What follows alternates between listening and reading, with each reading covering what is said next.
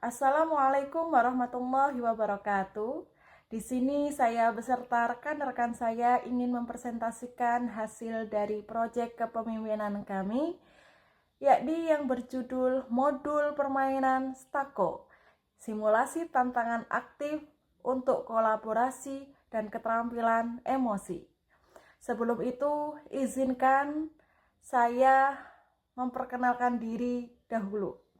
Saya sendiri Anis Fauziah, lalu ada lagi rekan-rekan saya, yakni ada Ahmad Isbat, ada Adi Prasetyo, ada Aini Silvi, ada Ajeng Sulistyo, ada Alvina Dwi, ada Alia Amira, ada Ana Himatul, lalu Ananda Widya, lalu ada Anissa Rahma, ada Ari Kusuma, yang terakhir yakni Astrid Yuniar.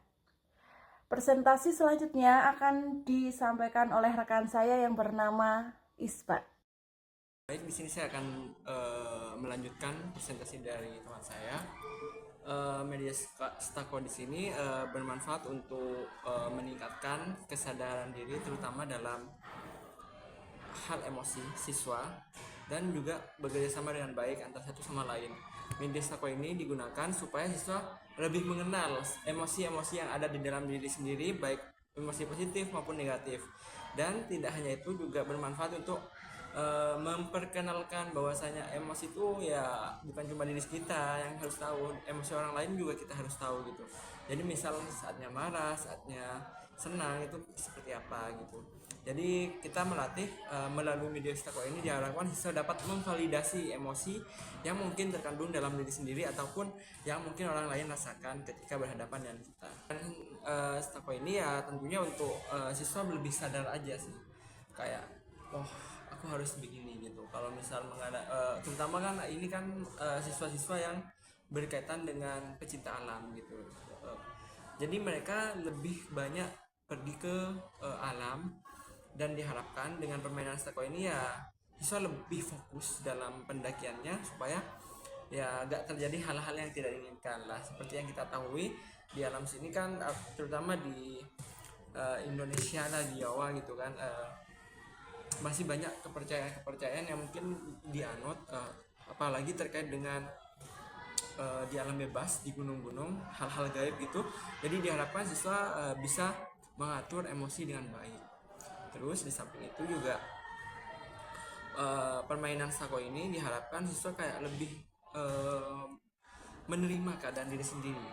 Jadi kalau emang mau marah ya marah, tapi harus diterapkan dengan perilaku yang positif, bukan dengan perilaku yang negatif. Ini pada tahapan persiapan ini yang dibutuhkan ada 7. Yang pertama, tempat bermain yang nyaman. Tempat bermain yang nyaman akan mendukung setiap proses dalam permainan Stako nanti. Yang kedua, satu set balok Stako. Yang ketiga, stiker nomor dan ditempelkan ke balok Stako. Yang keempat, 54 kertas kecil berisi pertanyaan truth or dare terkait emosi pada remaja. Yang kelima, amplop untuk memasukkan pertanyaan pada balok. Jadi nanti di dalam amplop itu ada masing-masing satu pertanyaan sebanyak 54 tadi, truth or dare, untuk dimasukkan ke dalam amplop. Yang keenam, perekat atau solatif untuk menempelkan amplop ke kertas karton yang besar.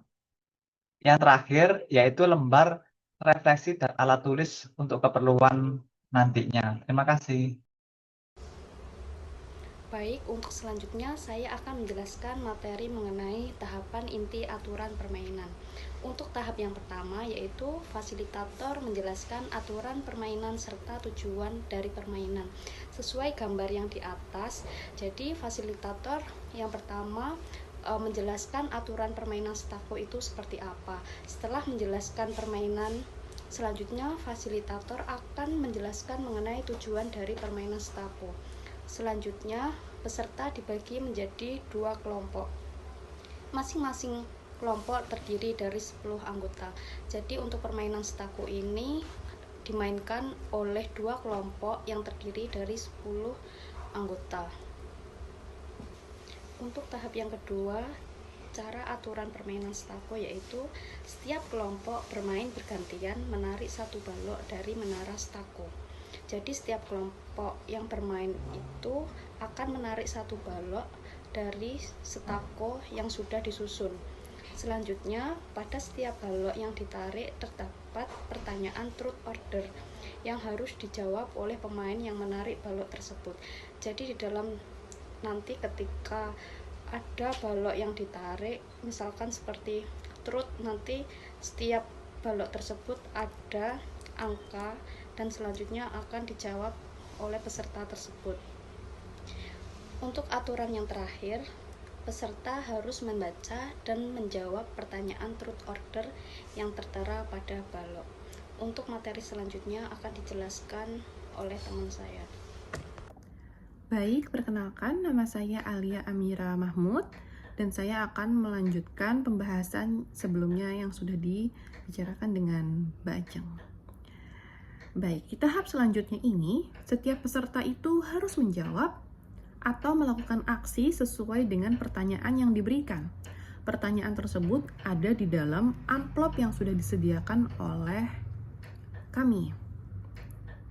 Kemudian, para anggota wajib untuk membacanya, kemudian menjawab pertanyaan tersebut atau melakukan aksi sesuai dengan yang ada di amplop tersebut. Amplop tersebut berisi pertanyaan truth order yang sesuai dengan angka dari balok. Kemudian, permainan akan semakin sulit karena seiringnya dengan menipisnya jumlah balok yang tersisa, balok itu akan kehilangan keseimbangannya. Jadi, kelompok juga harus bekerja sama untuk menjaga keseimbangan menara stako agar tidak roboh. Disinilah keseruannya, karena masing-masing dari kelompok harus bekerja sama untuk menjaga keseimbangan menara stako. Kalau yang roboh, dia yang kalah. Tapi kalau dia bisa berhasil sampai permainan selesai, maka kelompok tersebutlah pemenangnya. Baik, untuk selanjutnya, permainan juga akan terus berlanjut hingga salah satu kelompok telah menjatuhkan tumpukan stako terlebih dahulu. Jadi apabila ada satu anggota kelompok yang tidak sengaja menjatuhkan stako, maka dia kalah. Namun, jika kelompok lain yang masih bertahan, maka dia pemenangnya. Nah, kelompok yang sudah menjatuhkan menara stako terlebih dahulu akan menerima hukuman yang telah ditentukan sebelumnya. Baik, untuk tahapan selanjutnya akan dibahas oleh teman saya. Terima kasih. Selanjutnya adalah tahapan akhir yang mana mahasiswa mengajak peserta untuk melakukan refleksi. Nah, refleksi ini berdasarkan dari pengalaman mereka dengan keterkaitan permainan yang telah dilakukan. Nah, selanjutnya yaitu melakukan penguatan. Jadi, mahasiswa melakukan penguatan melalui umpan balik positif kepada peserta terkait partisipasi mereka dalam implementasi permainan ini. Selanjutnya, pada tahap akhir ini, peserta diminta untuk mengisi angkat kepuasan setelah melakukan permainan stako. Nah, angket ini akan digunakan sebagai bahan evaluasi bagi penyelenggara atau mahasiswa. Baik, sekian panduan implementasi stako untuk mengekspresikan valensi emosi. Semoga bermanfaat. Assalamualaikum warahmatullahi wabarakatuh.